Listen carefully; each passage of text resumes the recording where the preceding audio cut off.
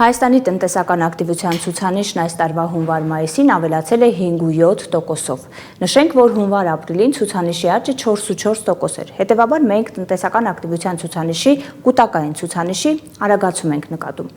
Արագացում կա նաև 12-ամսյա ցուցանիշի պարագայում, այսինքն ամիսը նախորդ տարվա նույն ամսվա համեմատ։ Բնականաբար տվյալ պարագայում մայիսը մայիսի համեմատ։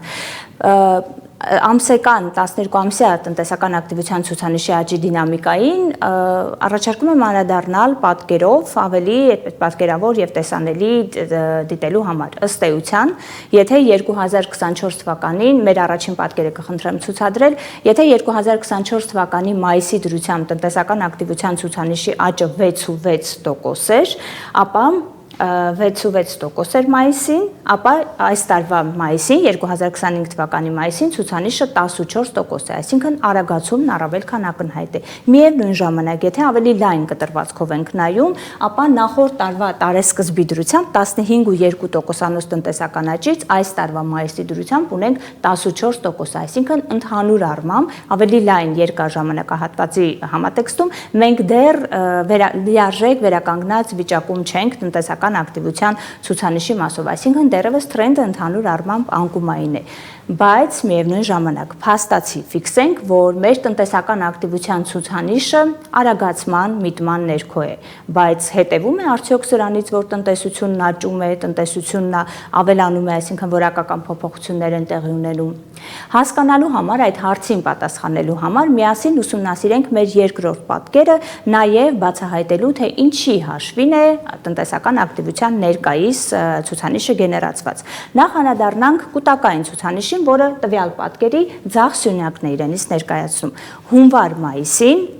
5.7% տնտեսական ակտիվության ցուցանիշն առավելապես ապահովվել է շինարարության 17.1% եւ ծառայությունների 10.1% աճի հաշվին։ Փոխարենը բավական լուրջ անկման ներքո է իդեպ շարունակում մնալ արդյունաբերությունը 14.1% անկում եւ արտաքին առևտրաշրջանառությունը 49% անկման ներքո։ Կարևոր է նաև 12-ամսյա աճը, հատկապես որ որևէ կերպ 10.4% աճը փոքր ցուցանիշ չէ, բայց եթե բովանդակային առումով ենք ուսումնասիրում, ապա որակական տարբերություն չկա, այսինքն առավելապես նպաստումը եղել է շինարարության եւ ծառայությունների ոլորտից եւ նաև հետաքրքիր հանգամանք 12-ամսյա աճի համեմատությունը նախորդ ամսվա հետ, այսինքն 2025 թվականի ապրիլին 12-ամսյա աճը տնտեսական ակտիվության ցուցանիշի շատ ավելի փոքր էր, 5.4% եւ հետեւաբար մեկ ամսվա դրությամբ արագացումն առավել քան ակնհայտ է, բայց ինչով է սա պայմանավորված։ Բավական հետաքրքիր է, որ 2025 թվականի ապրիլին այդ 5.4% տնտեսական ակտիվության ցուցանիշի պարագայում արդյունաբերության անկումը ոչ թե մայիսի 5.9% անկումն էր, այլ 8.7% էր անկումը։ Ինչ վերաբերում է արտաքին առևտրաշրջանառությանը, ապա եթե այս տարվա մայիսին 28.8% անկում ենք ունեցել, ապա ապրիլին այդ ցուցանիշը 50.1% էր, այսինքն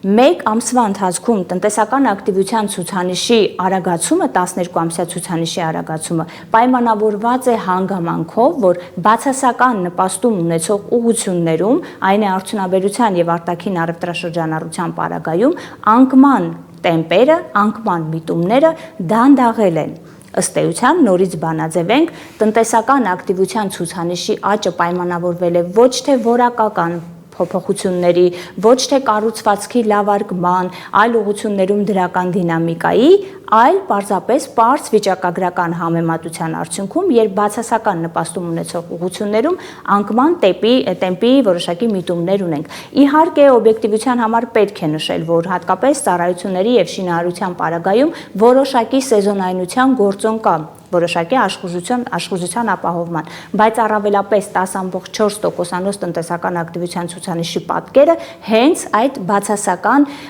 ազդեցությունների, բացասական նպաստումների որոշակի կրճատումն է։ Այստեղ կարող է հարցադրում առաջանալ, որ ի վերջո հասկանալի է վիճակագրությունը ձևավորվեց, բայց արդյունաբերության եւ արտաքին առևտրաշրջանառության անկման տեմպերը կրճատվում են, իսկ արդյոք դա չի կարող նշանակել, որ օրինակ այդ ուղղություններում մենք ունենք որոշակի վերականգնում, իրավիճակի լավարկում եւ այլն։ Ցավոք սրտի, բայց գոնե այս պահի դրությամբ ոչ, եւ դա եւս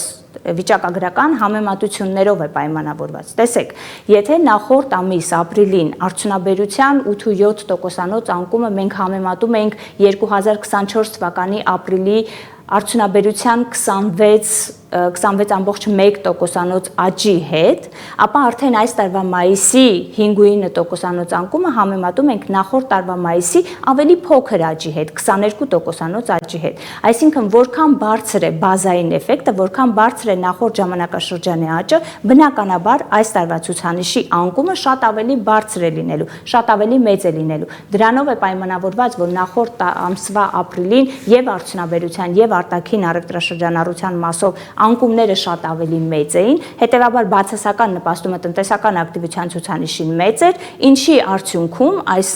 մայիսի դրությամբ բազային էֆեկտի համապատասխան նույն տրամաբանությամբ ուրեմն արդյունքնում եւ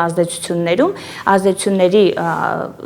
վերջնական այսպես դրսևորման տեսքը 10.4%-անոց տնտեսական ակտիվության ցուցանիշն է։ Այսինքն նորից պիտի կրկնենք, խոսքը ոչ թե տվյալ ուղղություններում իրավիճակի լավարկման եւ բարելավմանն է վերաբերվում, այլ պարզ վիճակագրական համեմատությանը պայմանավորված բազային էֆեկտով։ Հետևաբար, նաև ամփոփենք։ Մեր տնտեսությունում այսօր արձանագրված վիճակագրությունը, տնտեսական ակտիվության բավական տպավորիչ 12-ամսյա ցուցանիշը ոչ թե իրավիճակի լավացման, տնտեսությունում որակական փոփոխությունների, նոր հնարավորությունների կամ նոր ձևավորված միջավայրի արդյունք է, այլ պարզ վիճակագրական համեմատության արդյունք։ Իդեպ, սա մեր տնտեսության մասնավորապես մակրոտնտեսական ցուցանիշների մասով ֆենոմեն է, որը կարծում ենք առաջիկա ամիսներին դեռ կպահպանվի։